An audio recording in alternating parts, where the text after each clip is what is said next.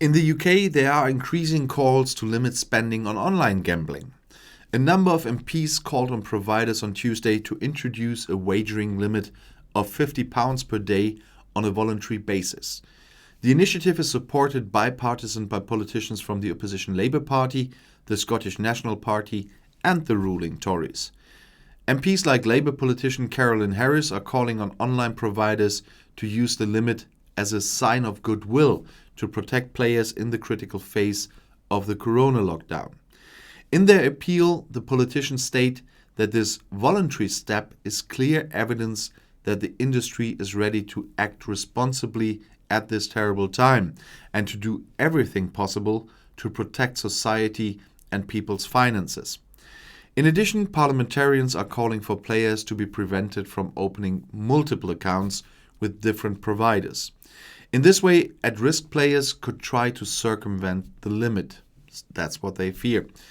The call comes at a time when there is intense discussion in the UK about reformulating the existing gambling law. There are also betting limits in the room.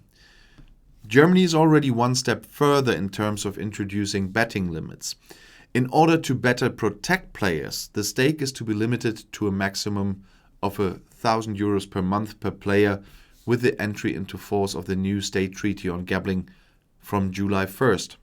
The limit should apply across all providers and include lotteries as well as casinos, sports betting and other types of gambling.